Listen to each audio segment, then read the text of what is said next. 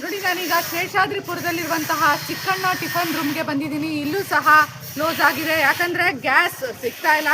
ಇದನ್ನೇ ನಾನು ಕಬ್ಬನ್ಪೇಟೆಯಲ್ಲೂ ಚಿಕ್ಕಣ್ಣ ಟಿಫನ್ ರೂಮ್ಗೆ ಹೋಗಿದ್ದೆ, ಅಲ್ಲೂ ಸಹ 3 ದಿವಸದಿಂದ ಕ್ಲೋಸ್ ಆಗಿದೆ ಟಿಫನ್ ರೂಮು. ಯಾಕಂದರೆ ಗ್ಯಾಸ್ ಸಿಗ್ತಾ ಇಲ್ಲ ಅನ್ನೋ ಒಂದು ಸಮಸ್ಯೆ ಅಲ್ಲಿನ ಜನ ಹೇಳಿದರು.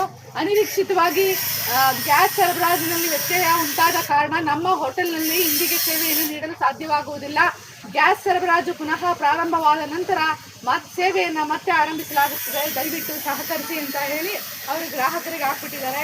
ಅಂದರೆ ಬೆಂಗಳೂರಿನಲ್ಲಿ ಲಕ್ಷಾಂತರ ಜನ, ಕೋಟ್ಯಾಂತರ ಜನದಲ್ಲಿ ಲಕ್ಷಾಂತರ ಜನ ಹೊರಗಡೆ ಊಟವನ್ನೇ ಅವಲಂಬಿಸಿರ್ತಾರೆ.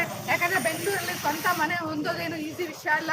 ಹೊರಗಡೆಯಿಂದ, ಹೊರ ರಾಜ್ಯಗಳಿಂದ, ಉತ್ತರ ಭಾರತದಿಂದ ಇಲ್ಲಿ ಜನ ಬಂದು ಏನೇನೋ ಕಾರಣಕ್ಕೆ ನೆಲೆಸಿರ್ತಾರೆ. ಈಗ PGಗಳು ಸಹ ಕ್ಲೋಸ್ ಆಗಿದ್ದಾವೆ. ಇಂತಹ ಟಿಫನ್ ರೂಮ್ ಇದ್ದರೆ ಅವ್ರಿಗೆ ಒಂದು ಹೆಲ್ತಿ ಫುಡ್ ಸಿಗ್ತಾ ಇರುತ್ತೆ. ಆದ್ದರಿಂದ ಈ ಟಿಫನ್ ರೂಮ್ ಕ್ಲೋಸ್ ಆಗಿದೆ.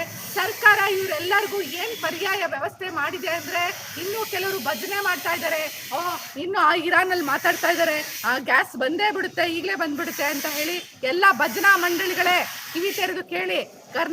ಇಡೀ ದೇಶ ಇವತ್ತು ಗ್ಯಾಸ್ ಸಮಸ್ಯೆಯನ್ನು, ಈ ಸ್ವಲ್ಪ ದೇಶದಲ್ಲಿ ಪೆಟ್ರೋಲ್ ಸಮಸ್ಯೆಯನ್ನು ಅನುಭವಿಸುತ್ತೆ. ಈ ಸರ್ಕಾರ ಫ್ಲಾಪ್ ಆಗಿದೆ, ಕೇಂದ್ರ ಸರ್ಕಾರ ಫ್ಲಾಪ್ ಆಗಿದೆ. ಮುಂದೆ ಏನು ಪ್ರಾಬ್ಲಮ್ ಬರುತ್ತೆ ಅಂತ ಯೋಚನೆ ಮಾಡಲಿಲ್ಲ ಮೋದಿ ಸಾಹೇಬ್ರು.